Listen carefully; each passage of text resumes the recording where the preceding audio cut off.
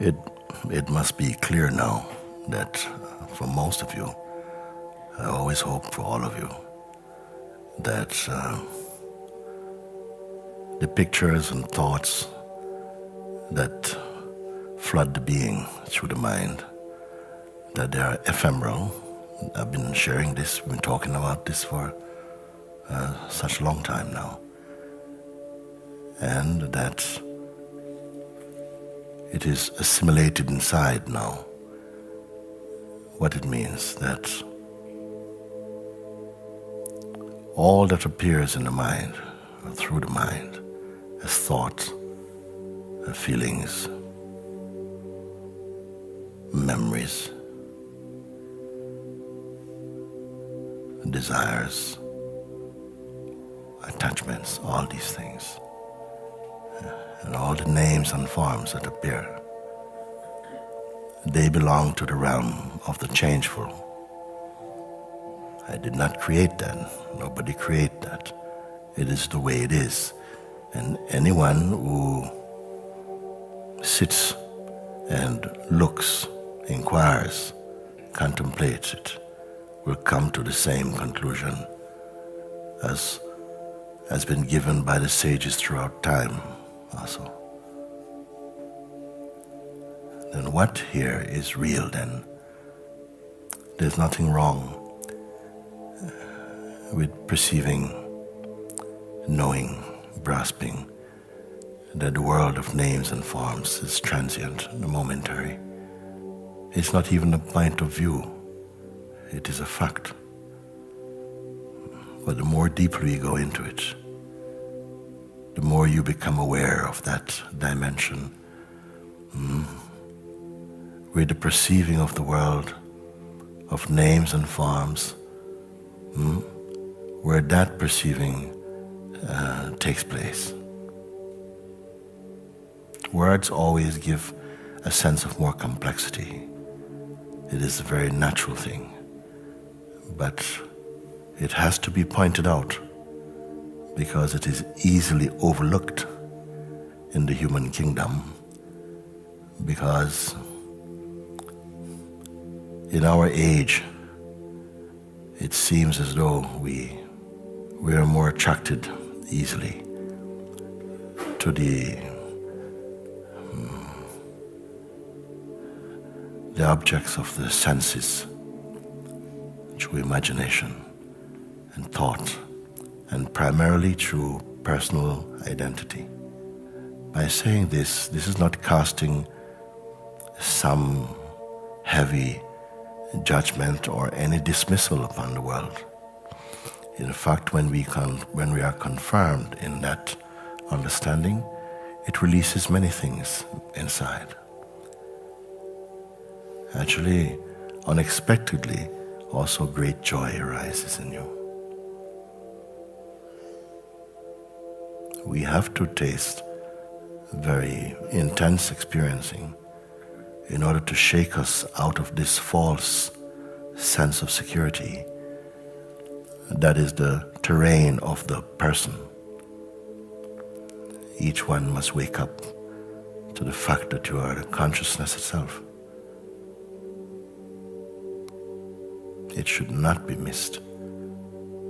To miss this is to simply be dreaming your life. And yet, seeing these things, you are not cynical about life or about the world. In fact, in seeing this, true love, universal love, emanates from you. Because you don't really want anything from the world, or do you? When I say want anything, of course, everything can be accessible. But when you have a sense of I need, and form deep attachments to what is ephemeral by nature, this surely is foolish. Yet it's a very difficult thing to separate from due to habit. Nevertheless, You were there in the first place before all these things came. And our true nature remains innocent and untouched by the play of the body-mind. We need to come to that experiential conclusion. Grace is so much with you, step by step, breath by breath. Grace is with you. It's brought you so far. It will never abandon you. So many billions of beings have walked on this planet. They had moments just like we are sharing this very instant, where we could look into each other's eyes and feel the living force, the life force and the consciousness. We were touched by each other's kindness or openness, inspired by life. There were moments for all beings. These billions of beings have dropped their bodies long ago. But their realization of the truth has not fallen.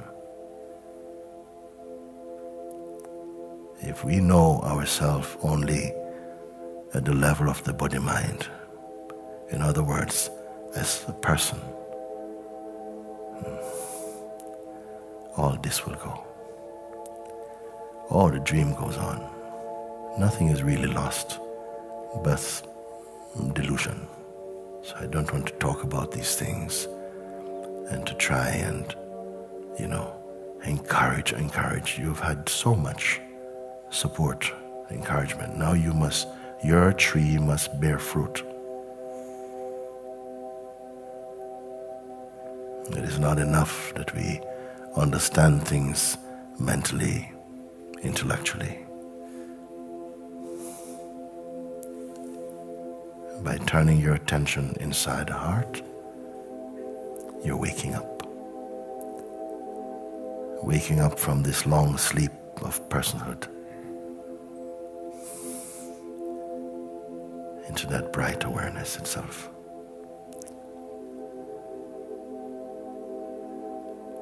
For this reason, we came here. And if you have come here and you've stayed,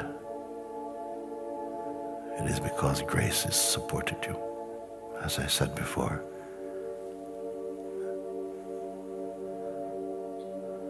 you're the seeds of awakening in this dreaming world. Each one must be receiving the gift of the Spirit of Truth. The gift of the Spirit is not to speak in tongues or to display miracles or these things.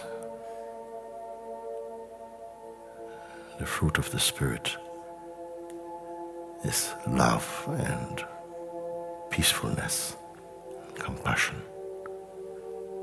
empathy, openness, surrender. As souls, how long have we been journeying on the face of this planet? We don't know. But today matters. That you are in the hearing of these things matters. That you know who you are, what you are, matters. To escape from the wheel of samsara matters. And yet, we still cling to seeds that will cause you to perish and to suffer. And these must be rooted out. Our true nature is imperishable, timeless. I don't even want to say eternal, because eternal is of time, unending time. But timeless is beyond time. And this is not a storybook. It's living guidance, for living beings. So we are obliged to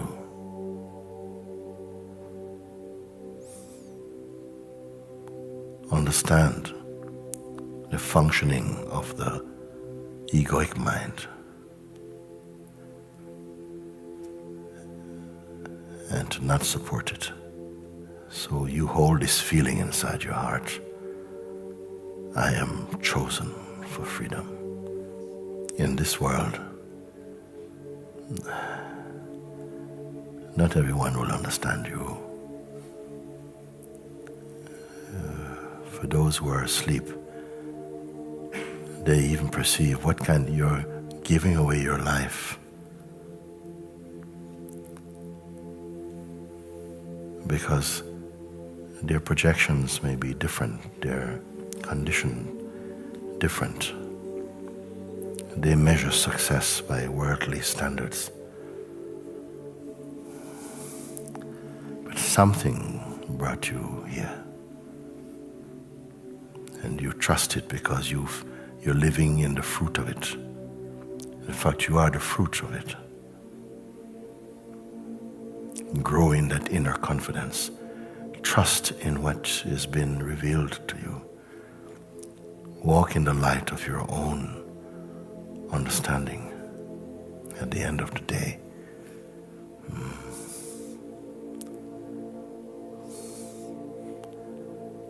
Your salvation does not depend upon anyone.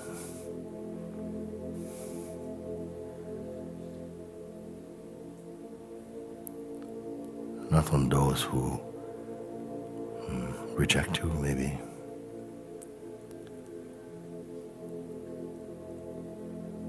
And yet so many flowers are blossoming in this field of satsang. It is beautiful to see how much your presence is affecting those around you. The sense of personhood.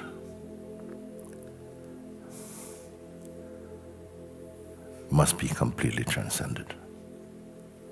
It can stay even after one wakes up into the deeper state, but it will only be so superficial, playful. All suffering, received and given, comes from personhood. When consciousness somehow locks itself into this narrow expression called a person, and then darkness proliferates everywhere.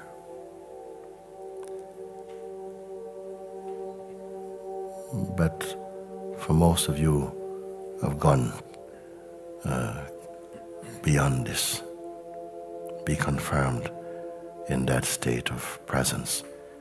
Be conscious of the presence.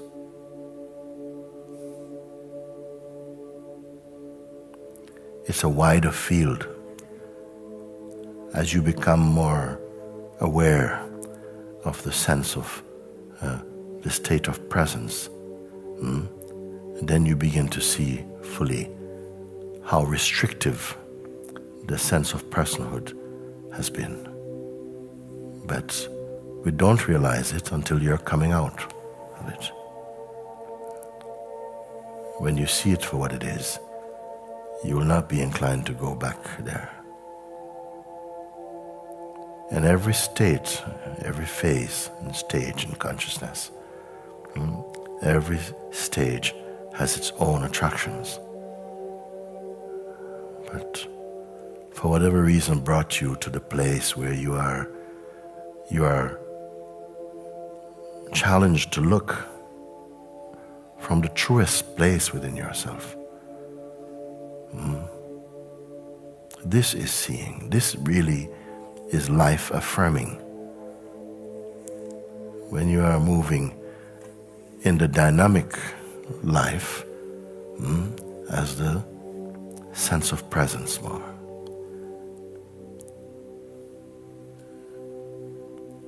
When you come to that point where even the sense of presence is observable in you.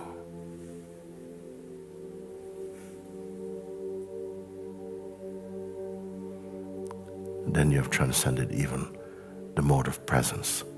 Presence itself becomes phenomenal. But be careful not to think you have done that.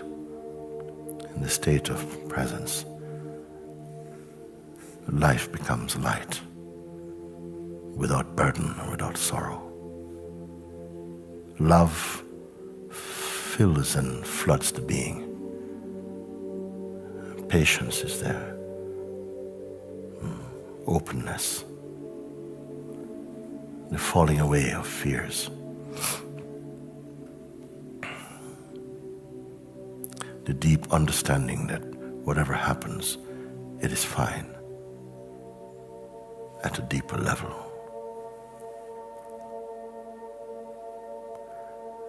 We stop judging life simply by what you like. You begin to wake up.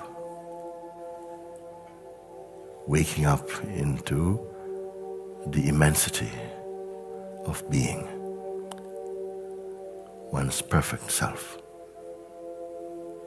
Why perfect? Because there's nothing you can do for it. You, as we presently conceive of ourselves, is the lesser component. Ordinarily, when we think of ourselves,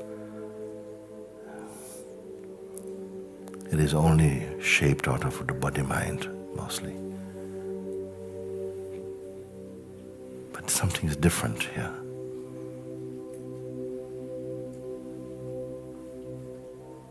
Why do people, they love to come to this place also? What is so special about this place? It's the same trees as beyond the hills. It's the same hills. Everything is the same. What is the difference? The difference is that here we venerate truth, we venerate God, and we live it. And that is the tree of life. Your life becomes the tree of life.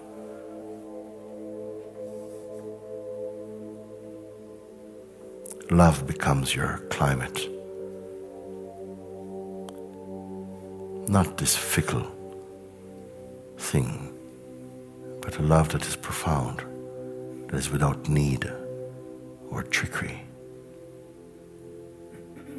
That which is open and genuinely caring. You are Manti Sahaja. And remember, Sahaja means the natural state. Not a contrived state, the natural state. And gradually, something is being absorbed in the unspeakable.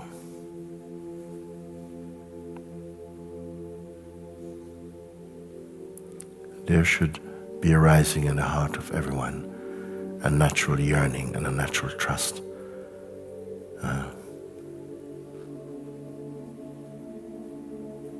To go as far as you can, as deep as you are capable. Even your attention turned in this way, the Supreme will do the rest. Life is always putting in front of us subtle clues. It has to do this so that our part is to be sensitive enough to perceive them. And like this we grow to discover the language of the Supreme.